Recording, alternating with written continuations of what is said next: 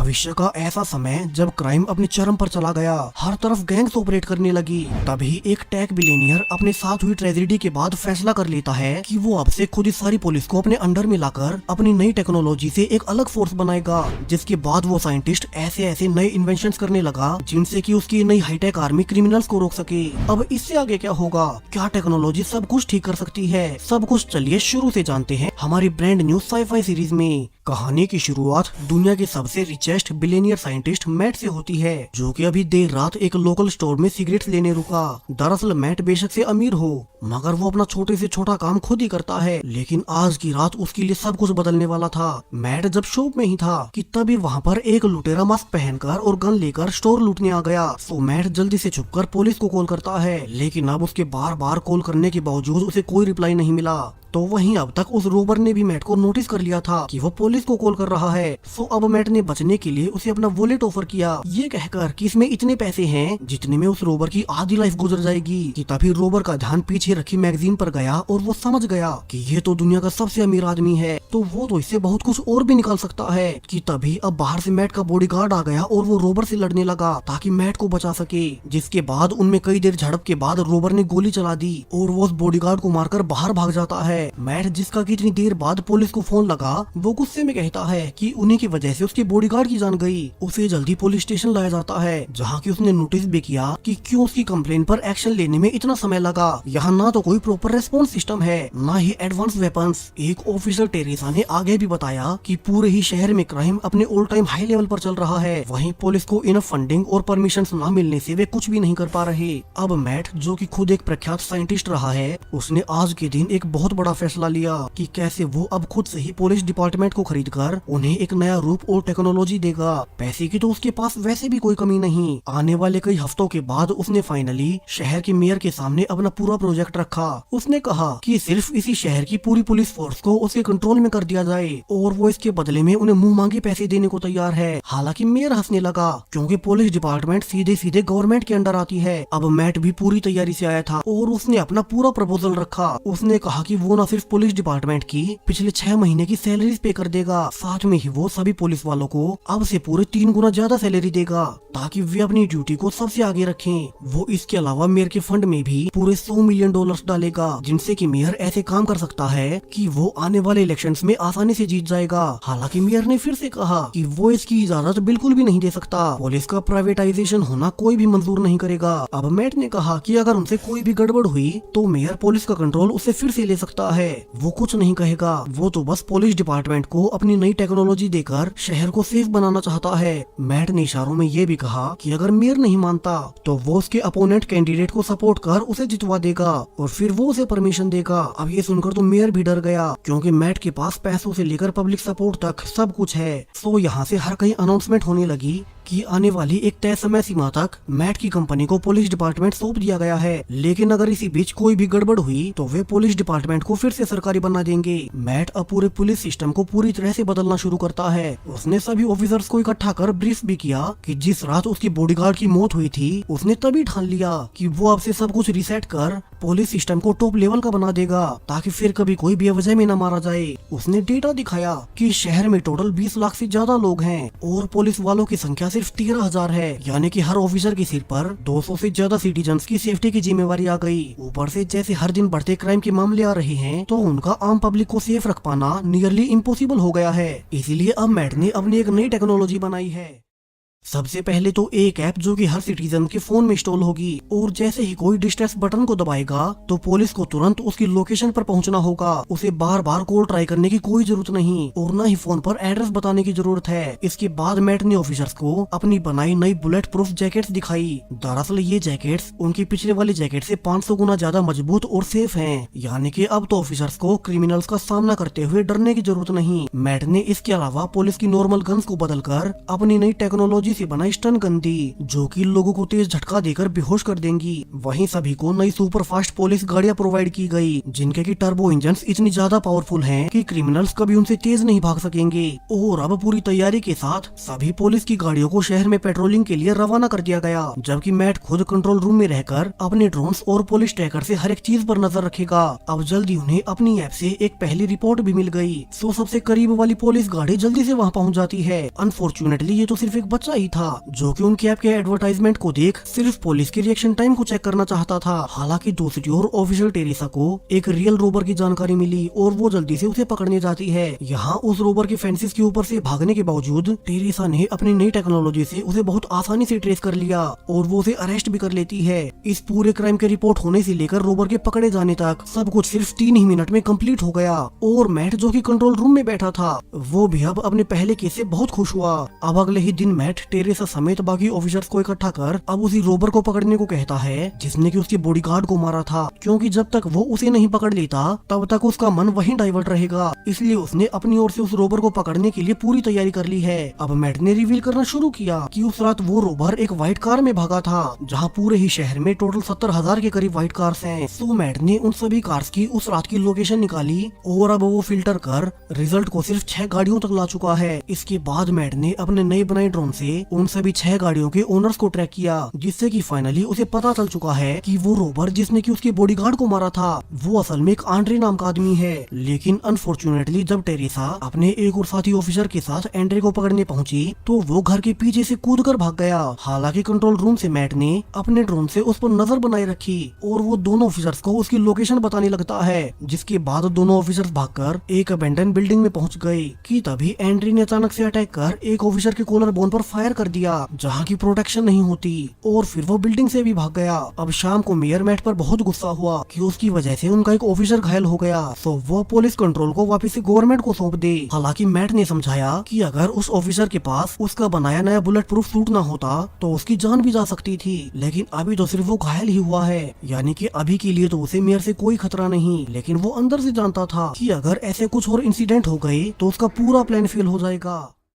सो mat अब पहले वाली गलती को सुधारने के लिए एक नई इन्वेंशन करने लगा। इस बार वो अपने ड्रोन्स को अपग्रेड कर उनमें ही स्टन गन्स को इंस्टॉल कर देता है, ताकि उसके ऑफिसर्स को अगली बार क्रिमिनल्स के ज्यादा करीब जाने की जरूरत ही न पड़े। वहीं टेरेसा और बाकी ऑफिसर्स शहर में हर जगह घूमकर आंड्रे की नई लोकेशन के बारे में पता लगाने लगे। तो वहीं मैट भी अपनी ट्रैकिंग एबिलिटी से आंड्रे की कोर्स को ट्रेस करने लगता है और उसने फाइनली कई घंटे की मेहनत के बाद आंड्रे की फिर से नई लोकेशन ढूंढी निकाली। हालांकि उसने इस बार सिर्फ अपना ड्रोन ही भेजा और उन्होंने देखा कि एक बिल्डिंग में 2 गैंग्स के बीच लड़ाई हो रही थी कि तभी एक गैंगस्टर को ड्रोन दिख गया और वो उस पर तेजी से फायरिंग करने लगता है। लकीली मैट ने ड्रोन को सारी फायरिंग से बचा लिया और जब वो गैंगस्टर अपनी गन को रिलोड करने लगा तो उसने ड्रोन से फिर से सही वक्त पर फायर कर उसे बेहोश कर दिया। इसी बीच उन्हें कैमरास में पीछे एंड्रे भी दिखाई दिया, जो कि अब अपने बाकी साथियों के साथ बिल्डिंग के पीछे वाले हिस्से से बाहर निकलने लगता है। वहीं अब तक यहाँ पुलिस भी आ चुकी थी, जो कि बाकी गैंगस्टर्स को तो पकड़ लेती है, मगर आंड्रे उनकी पकड़ से निकल गया। वो तेजी से भागते जा रहा था, जबकि सिर्फ एक ऑफिसर टेरेसा ही उसके पीछे लगी थी और उसने देखा कि आंड्रे तो एक बिजी एरिया में चला गया। सो टेरेसा को अब यहीं रुककर बाकी पुलिस बैकअप के लिए इंतजार करना पड़ेगा, क्योंकि उन्हें भी नहीं पता कि अंदर कौन कौन लोग आंड्रे के साथ मिले हों। और थोड़ी देर बाद जब कुछ और ऑफिसर्स आ गए तो वे तेजी से अंदर घुसते हैं, लेकिन आंड्रे ने यहाँ भी चालाकी दिखाते हुए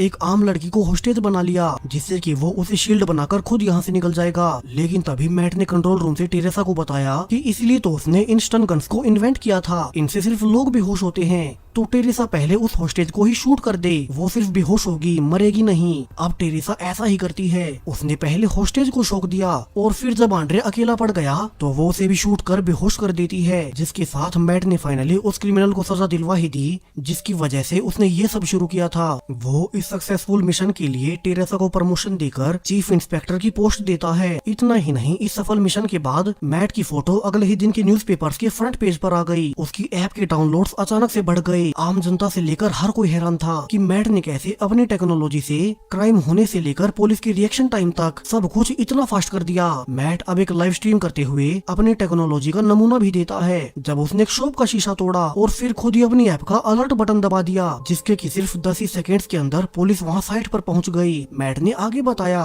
कि पूरे पुलिस डिपार्टमेंट को अपग्रेड करने के पीछे उसका कोई निजी फायदा नहीं। उसकी इन्वेंशंस के बाद वैसे ही वो दुनिया का सबसे अमीर आदमी था, मगर तब उसके पास जीवन जीने का कोई लक्ष्य नहीं बचा था। मगर जब उस रात उसके बॉडीगार्ड की मौत हुई तो उसने तभी से ठान लिया कि वो अब से पूरी दुनिया को सेव करेगा। उनके इस शहर में उसके मॉडल के सक्सेस होने के बाद वो सेम इसी मॉडल को दूसरे शहरों और फिर दूसरे देशों तक में फैलाएगा और उसका लक्ष्य है कि वो पूरी दुनिया को अपनी ओर से एक सुरक्षा कवच देकर जाए। हालांकि अभी मैट को भी नहीं पता कि उसके इस तरह से पब्लिकली ऐलान करने से पूरे शहर की माफिया गैंग्स एक्टिव हो चुकी हैं, ताकि वे मैट को फेल करके इस मॉडल को यहीं खत्म कर दें। क्योंकि अगर पुलिस सिस्टम मजबूत हुआ तो उनका तो पूरा धंधा चौपट हो जाएगा।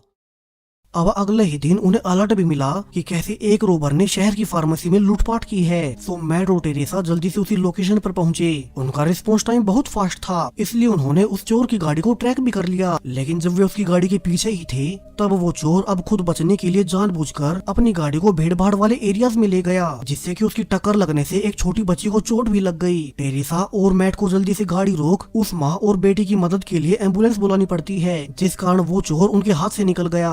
सो अब मैट इस पूरे केस को खुद से सोल्व करने लगता है। उन्हें कैमरास की फुटेज से पता चला कि ये चोर असल में एक जैक नाम का आदमी है, जो कि इससे पहले भी पूरे 5 बार शहर के फार्मास्यूटिकल स्टोर्स को लूट चुका है, जिन दवाइयों को वो इलीगल मार्केट में नशे के रूप में बेच देता है। इसी बीच बाकी ऑफिसर्स ने भी रिसर्च की कि ये चोर जैक बहुत स्मार्ट है, कभी भी किसी क्राइम सीन पर उसके फिंगरप्रिंट्स नहीं मिलते। लेकिन इस बार उन्हें फाइनली उसके ग्लव्स मिल चुके हैं। सो इन ग्लव्स की स्मेल से वे अपने डॉग के साथ उसे ट्रेस करने लगे। लेकिन जब वे गली में गए ही थे कि अचानक से उनका डॉग आगे भागने लगता है और उन्हें पता चला कि वो तो एक अबेंडन गाड़ी की ओर जा रहा है, जिसमें कि किसी ने जानबूझकर आग लगाई हुई थी। और जब तक कि वे अपने डॉग को रोक पाते तब तक वो उस गाड़ी के कुछ ज्यादा ही करीब चला गया और तभी गाड़ी में एक बहुत बड़ा धमाका होता है, जिनसे कि उनका डॉग मरते मरते बचा। यानी कि ये सब कुछ उसी रोबर जैक का प्लान था। वो अपने पीछे कोई सबूत नहीं छोड़ता। उसने अपना ग्लव जानबूझकर छोड़ा था ताकि वह उसके पीछे आई और फिर उसने अपनी उसी गाड़ी में ब्लास्ट कर दिया, जिससे कि वो भागा था। यानी कि अब उस तक जाने वाला कोई क्लू नहीं बचा। हालांकि मैट भी कम चालाक नहीं, उसने उस ब्लास्ट हुई गाड़ी को मंगवाकर नोटिस कर लिया कि जिस भी कार से जैक चोरी करके भागता है उन्हें वो इलीगली तौर पर मॉडिफाई किया करता है, ताकि उसकी गाड़ियां सबसे ज्यादा तेज भाग सकें। क्योंकि पूरे शहर में सिर्फ 4 ही ऐसी शॉप्स हैं जहां की गाड़ियां इतनी ज्यादा मॉडिफाई की जा सकें, और उन चारों में से सिर्फ एक ही मैकेनिक ऐसे इलीगल काम करता है। तो अब अगले ही दिन टेरेसा और मैट ने उसी मैकेनिक के स्टोर पर रेड कर दी और उनका मानना बिल्कुल सही निकला। उस मैकेनिक ने रिवील किया कि वो चोर जैक असल में एक स्ट्रीट रेसर रह चुका है, जिसे कि स्ट्रीट रेसिंग में कभी कोई हरा नहीं पाया। लेकिन जब उसे पैसों की कमी हुई तो उसने क्राइम का रास्ता पकड़ लिया, इसलिए ही वो अपनी रेसिंग एबिलिटीज का फायदा उठाकर बहुत बड़ी बड़ी चोरियां करता है। उसने मैट को भी कहा कि वो बेशक से कितना ही बड़ा साइंटिस्ट क्यों ना हो, वो जैक जैसे सुपर फास्ट रेसर को कभी नहीं पकड़ पाएगा। अब मैट यहाँ से सीधा अपनी कंपनी की लैब में जाता है ताकि वो अपनी नई इन्वेंशंस को टेस्ट कर सके। वहीं इसी वक्त पुलिस ने फाइनली उसी चोर जैक को एक रेड कार में नोटिस कर लिया और वे उसका पीछा करने लगते हैं। वहीं मैट ने उन्हें कंट्रोल रूम से भी कहा कि वे जैक का पीछा चुपके से करें और उसे पता न लगने दें कि उन्होंने उसे ढूंढ निकाला है। लेकिन अनफॉर्चुनेटली उनकी छोटी सी लापरवाही से जैक को पता लग ही गया और वो तेजी से अपनी गाड़ी भगाने लगता है। तो वहीं पुलिस की कई सारी गाड़ियां उसके पीछे लग गई। लेकिन जैक तो सच में सुपर फास्ट रेसर निकला और वो एक एक कर पुलिस की सभी गाड़ियों को पीछे छोड़ते हुए आगे निकल जाता है। आखिर में उसके पीछे सिर्फ टेरेसा की ही गाड़ी बची थी। तो जैक ने फिर से इस बार भी जानबूझकर साइड से जा रहे एक आदमी को टक्कर मार दी, जिससे कि टेरेसा को उसकी मदद के लिए फिर से रुकना पड़ता है और उसने बताया कि जैक आगे निकल गया। अब मैट जल्दी से अपने स्पेशल ड्रोन को जैक के पीछे भेजता है ताकि उन्हें उसकी लोकेशन मिलती रहे। लेकिन तभी अचानक से किसी ने उसके ड्रोन को ही हैक कर लिया और जैक फिर से उनके हाथ से निकल जाता है। अब स्टेशन में वापिस आकर टेरेसा ने बताया कि वे जैक से बार बार इसलिए नहीं हार रहे कि जैक के पास सुपर कार है, गाड़ियां तो उनके पास भी बहुत तेज हैं, लेकिन जैक के पास आम लोगों को बचाने की जिम्मेवारी नहीं होती। वो जानबूझकर लोगों को घायल करते जाता है ताकि पुलिस को रास्ते में रुकना पड़े, जबकि पुलिस को उसके साथ साथ आसपास का भी ध्यान रखना होता है। वे उसकी तरह क्योटिक तरीके से गाड़ी नहीं चला सकते और इसलिए वो हमेशा उनसे बचकर निकल जाता है। अब इस वक्त तो मैट को भी कोई आइडिया नहीं आता कि वो जैक को कैसे रोके, और चूंकि टेरेसा से उसकी अच्छी दोस्ती हो गई थी तो वो मैट को आज रात के डिनर के लिए अपने घर पर इनवाइट करती है ताकि मैट कुछ देर के लिए अपने माइंड को रिफ्रेश कर सके।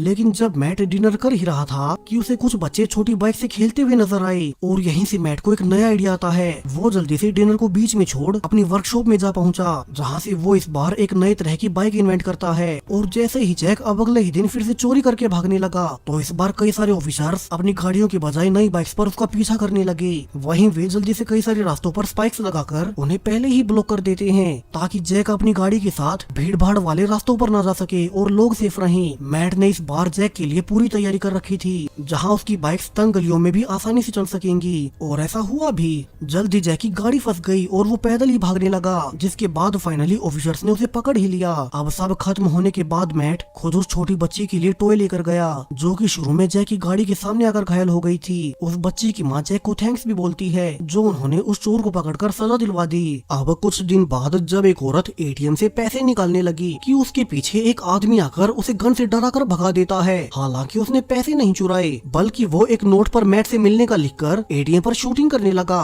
ताकि उसे अरेस्ट कर लिया जाए। ऐसा हुआ भी। और अगले दिन मैट को टेरेसा ने बताया कि कैसे रॉबर्ट नाम के एक आदमी ने पहले भी कई बार उनके स्टेशन में आकर मैट से मिलने की कोशिश की, मगर गार्ड्स ने उसे हर बार रोक दिया। जिसके बाद रॉबर्ट ने कल रात जानबूझकर एक छोटा क्राइम किया है, ताकि वो मैट से मिल सके। तो मैट अब फाइनली रॉबर्ट से मिलने पहुंच गया। रॉबर्ट ने कहा कि उसका उससे मिलना बहुत जरूरी था, क्योंकि उसका केस बहुत सीरियस है और उसे इसे लेकर सिर्फ मैट पर भरोसा है। अब रॉबर्ट ने रिवील किया कि कैसे उनके एरियाज में कई सारे नशे के डीलर्स हैं, जिनकी वजह से पिछले दिनों उसकी बेटी की मौत भी हो गई। उसके बाद वो कई बार पुलिस कंप्लेन कर चुका है, मगर पुलिस की छानबीन करने के बावजूद वे किसी डीलर को नहीं पकड़ सके। सो रॉबर्ट को लगा कि ये केस तो सिर्फ मैट ही सुलझा सकता है, ताकि वे शहर से नशे की कार्टेल को खत्म कर हजारों टीनेजर्स की जान बचा सकें। इसलिए उसने उनका ध्यान खींचने के लिए वो छोटा सा क्राइम किया था। अब मैट समझ गया कि रॉबर्ट झूठ नहीं बोल रहा और उसने उसकी बेटी की सारी रिपोर्ट्स मंगवा ली। इसी बीच पुलिस चीफ भी बताता है कि वे पिछले कई सालों से लगे रहे, मगर कभी इस नशे के रैकेट को पकड़ नहीं सके। सो मैट अब खुद टेरेसा के साथ मिलकर अगले ही दिन से छानबीन करने लगता है। उसने छिप कर देखा कि बायर अपनी गाड़ी से आकर लोकल डीलर्स को माल बेचते, वहीं वे हमेशा ग्लव्स पहने रखते ताकि कहीं भी उनके फिंगरप्रिंट्स न आए। टेरेसा ने बताया कि इसलिए पुलिस कभी इस रैकेट को पकड़ नहीं सकी, क्योंकि अगर वे लोकल डीलर्स को पकड़ भी लें जो कि आसपास बच्चों को नशा बेचते हैं, तो फिर भी उन्हें अपने से ऊपर वाले एजेंट का पता तक नहीं होता। यानी कि वो मेन जगह जहाँ से कि ये सारा माल आता है, उस जगह के बारे में लोकल डीलर्स को कुछ नहीं पता होता।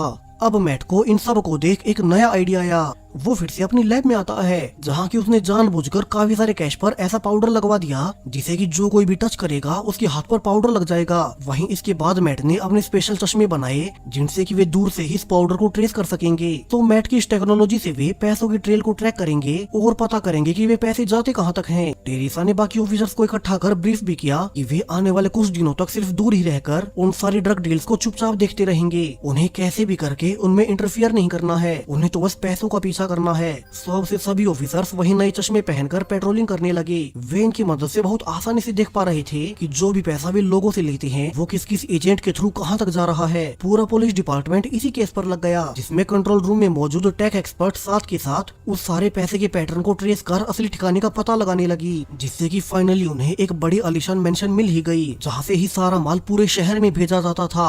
उन्हें पता चला कि यहाँ तो एक मार्कोस नाम का आदमी रहता है, यानी कि सब कुछ उसी से जुड़ा होगा। मैट अब जल्दी से सब जाकर रॉबर्ट को बताता है और रॉबर्ट इससे बहुत खुश हुआ कि मैट ने सिर्फ कुछ ही दिनों में इस केस को सुलझा दिया। वहीं ऑफिसर टेरेसा की अगुवाई में पुलिस फोर्स उसी मेंशन पर रेड करती है। उन्होंने अंदर जाकर देखा कि यहाँ मार्कोस कई सारी लड़कियों के साथ रंगरलियां मना रहा था। सो वे जल्दी से उन सब को पकड़ पूरे घर को चेक करने लगते हैं और उन्हें अंदर फाइनली बहुत सारे बड़े बड़े बॉक्सेस में नशे का पाउडर मिल गया। अब सभी ऑफिसर सेलिब्रेट करने ही वाले थे कि मार्कोस ने उन्हें ये बताकर हैरान कर दिया कि ये मेंशन उसका नहीं बल्कि एक हैमिल्टन नाम के आदमी का है। उसे तो बस यहाँ सैलरी देकर हाउसकीपर के तौर पर रखा गया था, तो उसका इस पूरे माल से कोई लेना देना नहीं। अब हर कोई ये देख हैरान रह गया कि डॉक्यूमेंट्स के हिसाब से सच में ही ये पूरा मेंशन एक हैमिल्टन नाम के बूढ़े आदमी के नाम रजिस्टर है, जो कि कई साल पहले ही देश छोड़ चुका था और अभी तो किसी को नहीं पता कि वो जिंदा भी हो गया नहीं। यानी कि मार्कोस ने बहुत दिमाग लगाया, उसने सब कुछ एक ऐसे आदमी के नाम कर रखा था जो कि बहुत साल पहले देश छोड़ चुका है। तो अब सब कुछ पकड़े जाने के बावजूद, ये पूरा घर और सामान सील हो जाने के बावजूद वो खुद फ्री हो गया। अब इसे जान सारे ऑफिसर्स भी बहुत दुखी थे कि मार्कोस अब फिर से कुछ दिन बाद एक नए सिरे से वही काम करना शुरू कर देगा।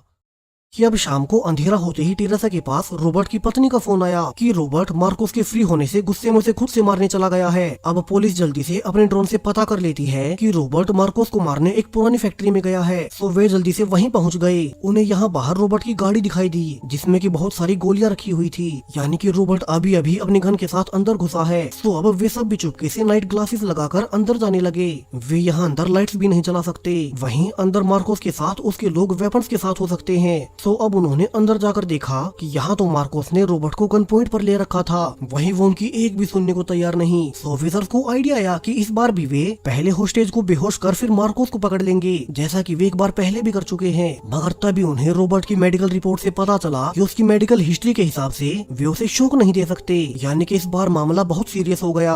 अब मैट दूसरा आइडिया लगाने लगा। वो अपने ड्रोन की लोकेशन ट्रैकर से टेरेसा को दीवार के दूसरी ओर एक परफेक्ट निशाना लगाने की जगह बताता है, जहाँ से कि टेरेसा को गोली चलानी होगी। हालांकि ये करना बहुत रिस्की हो सकता है, क्योंकि अगर वो गोली गलती से रॉबर्ट को लग गई तो मुश्किल हो जाएगी। लेकिन मैट को अपने टैग पर पूरा भरोसा था। उसने खुद से ही सब डिजाइन किया था और टेरेसा ने फाइनली मैट के कहने पर ठीक उसी जगह पर गोली चला दी। अब जैसा कि मैट ने सोचा था, वो गोली सीधा दीवार को पार कर मार्कोस को जा लगी, यानी कि मैट की कैलकुलेशंस बिल्कुल पिन पॉइंट निकली। रॉबर्ट सेफ बच गया और मार्कोस मारा गया, यानी कि अब फाइनली शहर से नशे का कार्टेल पूरी तरह से खत्म हो चुका है। मैट ने अपनी इंटेलिजेंस से ये केस भी सोल्व कर लिया। वो बहुत खुश था कि उनकी अब तक की प्रोग्रेशन बहुत सही रही है। अब कुछ दिन बाद मैट एक इवेंट के दौरान सबको बताने लगा कि कैसे वो अलग अलग केसेस के लिए अलग अलग टेक इन्वेंट किया करता है। कि तभी भीड़ में एक आदमी गन के साथ अंदर आ गया और वो मैट पर फायरिंग कर देता है। टेरेसा जो कि सिक्योरिटी टीम में थी, उसने जल्दी से उस आदमी को पकड़ लिया। तो वही मैट तो हमेशा ऐसे पब्लिक इवेंट्स के दौरान बुलेट प्रूफ जैकेट पहनता ही है, तो उसे भी कुछ नहीं हुआ। यानी कि चूंकि मैट अपने नए पुलिस सिस्टम से शहर के सारे क्राइम को खत्म करते जा रहा है, तो सारी माफिया और क्राइम फैमिलीज उसकी दुश्मन बन गई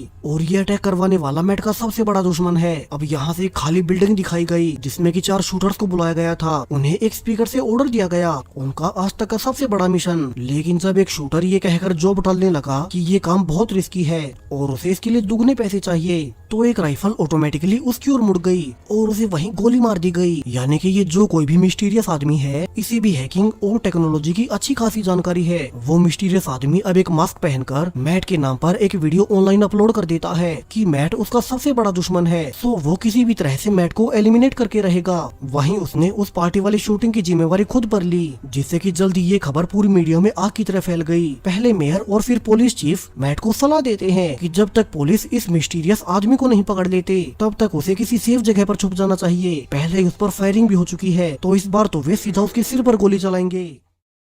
अब टेरेसा मैट को अपने साथ एक सीक्रेट सेफ हाउस में लेकर जाती है, जो कि चारों ओर से एडवांस सिक्योरिटी सिस्टम से घिरा होने के साथ काफी ज्यादा सीक्रेट भी है। वहीं ठीक इसी वक्त पुलिस को खबरें मिलने लगी कि शहर में एक बिल्डिंग में कई सारे आर्म्ड रोबर्स उसी आदमी वाले मास्क को पहनकर घुसे हैं और उन्होंने बिल्डिंग में एक बॉम्ब से भरा बैग छोड़ दिया। पुलिस जल्दी से एक्शन लेते हुए वहाँ पहुँच तो गयी, लेकिन अब उन लोगों के जाने के बाद उन्हें नहीं पता कि वो बॉम्ब किस बैग में होगा। अब सभी का ध्यान यहीं पर था कि तभी टेरेसा ने कैमरास में देखा कि उन्हीं मास्क वाले लोगों की एक गाड़ी उनके सेफ हाउस के बाहर आकर रुकी है, यानी कि उन्हें इस सीक्रेट सेफ हाउस के बारे में पहले से पता था। अभी के लिए इस पूरे घर में सिर्फ टेरेसा और मैट ही थे, सो वे जल्दी से नीचे बेसमेंट में आकर एक सीक्रेट रूम में छिप गए ताकि वे मास्क वाले लोग उन्हें ढूंढ न सके। उन्होंने देखा कि अटैकर्स बहुत स्मार्ट हैं। उन्होंने आते ही बाहर से पूरे घर के सिग्नल्स जैम कर दिए, यानी कि वे अपने मेन बेस से संपर्क नहीं कर सकते और न ही मदद का मैसेज ही भेज सकते हैं। अब तक तो उन्हें बाहर से धमाकों की आवाजें भी आने लगी, क्योंकि उन लोगों के पास इस घर के दरवाजों का पासवर्ड न होने से अब वे दरवाजों को काटकर और बम से उड़ाकर अंदर घुस रहे हैं। इसी बीच मैट ने अपना दिमाग लगाया